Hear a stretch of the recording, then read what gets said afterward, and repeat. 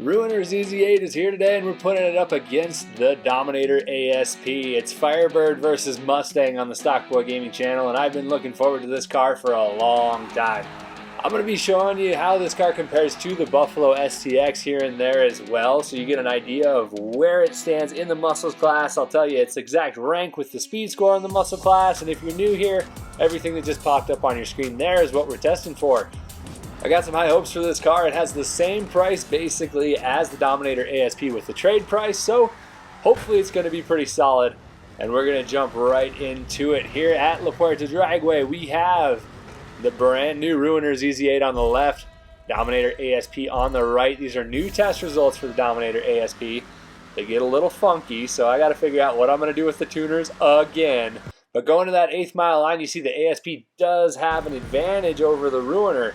So the Ruiner is going to try to come back here as we go down the rest of this drag strip, and the ASP might extend the lead. It does extend the lead on the way to the quarter mile, but the ZZ-8's got to be fast, right? Turbocharged V8 it says. So let's see how it goes to the half mile. It's even further behind. So the ASP is definitely faster in a straight line. What does that mean? Well, here's the Buffalo STX, and we'll check out how the Ruiner ZZ-8 does here.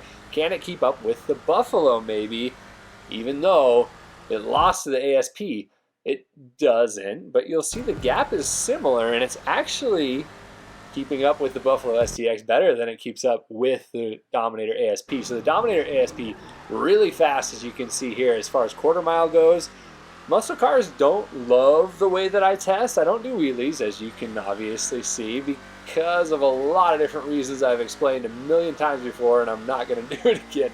But really, what we learned from that is that the ZZ-8 is not that far behind most muscle cars, and it's really not too far behind this Dominator ASP either.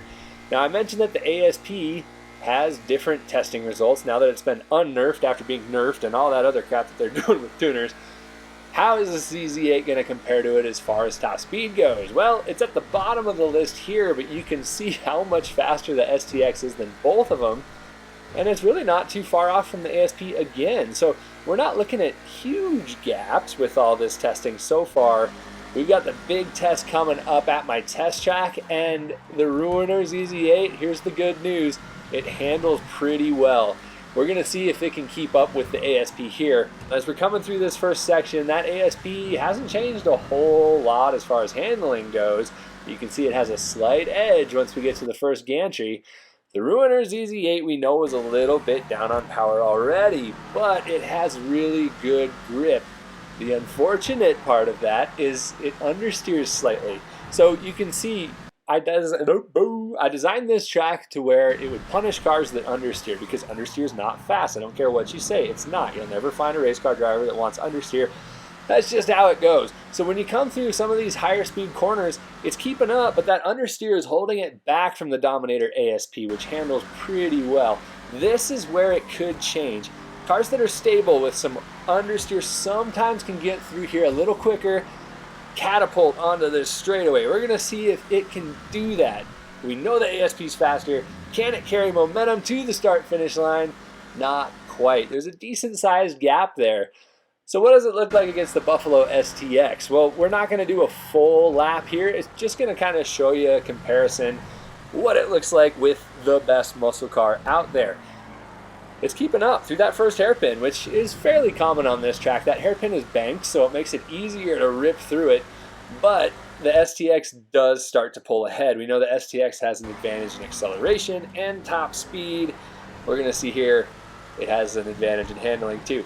I mentioned muscle cars don't really love my speed score. Well, a lot of people got mad at me until the Buffalo STX came around, and then it became pretty obvious when that STX was dominating everything and it had a good speed score.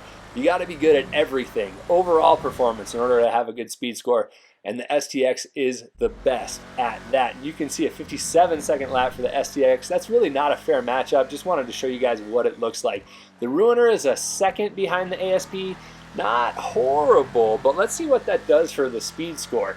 So the STX is above 90, which is how you know you have a really fast car. The ASP is now back in the 85s, and you have an 83.43 for the Ruiner. That's really not bad. The 83.43 is good for top 10 in the muscles class, so really not a terrible car by any means. It's pretty solid. The Dominator ASP is still awesome.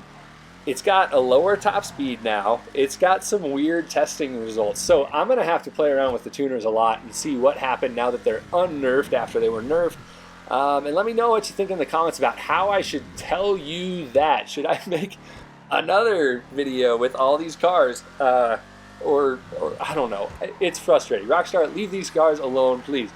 But the Ruiner ZZ-8, that's probably why you're here. Its handling's great. It understeers a little. That sucks. It looks pretty good. The customization is pretty solid. It feels a lot like the Previan, unfortunately. It feels like a car that was supposed to be released a long time ago. It feels unfinished. It doesn't feel like a new car in the game, which sucks. If you love F-bodies, it's a must-buy. But if you kind of shook your head and went, what the hell does that mean when I said that? I don't feel comfortable telling you to buy it. Thanks so much for watching the video. I hope you enjoyed it. If you did, you're here and you're not already, subscribe to the channel. I got a lot more coming with this update. Let me know what you think in the comments too. Thanks again, and I hope to see you next time.